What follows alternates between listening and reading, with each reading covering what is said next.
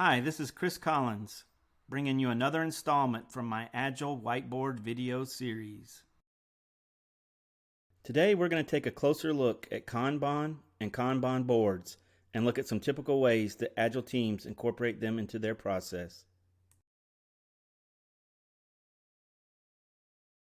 The ideas behind Kanban come to us from the Toyota production system and lean manufacturing. Kanban is a Japanese word that roughly translates signal card. Imagine that you're working in a factory putting doors on a car. You have a rack of doors that you are taking from. There would be a card hanging somewhere in the rack. When you took off the door and the card was next, this would signal upstream that they need to bring you some more doors. This is a pull system where work is pulled into the stations instead of being pushed. Kanban is used to manage flow and to eliminate bottlenecks. In Agile, when people think of Kanban, the first thing that usually comes to mind is the Kanban board. Kanban boards are powerful big visual information radiators, or BVIRs, that are found in a lot of Agile team areas. The boards make work visible. They radiate information at a glance. Just by looking at the board, you can see the state of the work items the team is currently working. This is an example of a simple Kanban board with 4 states: to do, work in progress, or WIP, test, and done. They can be as simple as to do, WIP, and done, or they can be more complicated depending on the team's workflow. The development team updates the Kanban board as they pull work from one stage to another in their team's workflow. Kanban boards are a tool to manage teams' flow and to help eliminate bottlenecks. It is all about controlling the WIP. Numbers under different states represent limits. So in this case, this team has limited WIP to 5.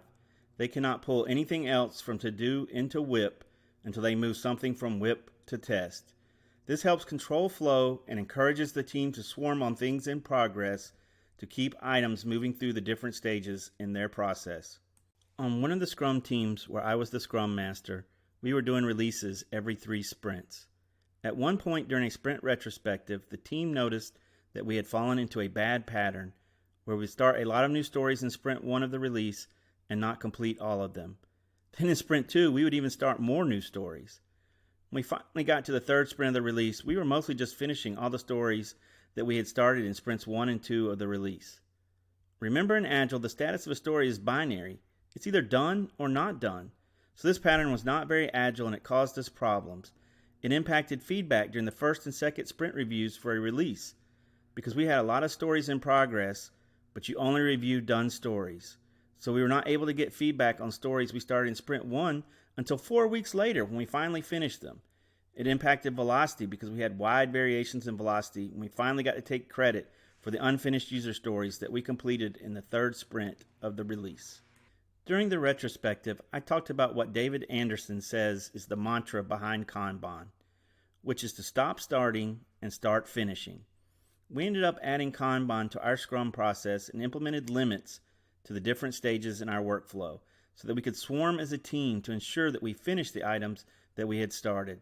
It really helped our team operate more efficiently and eliminated our bad pattern that we had fallen into.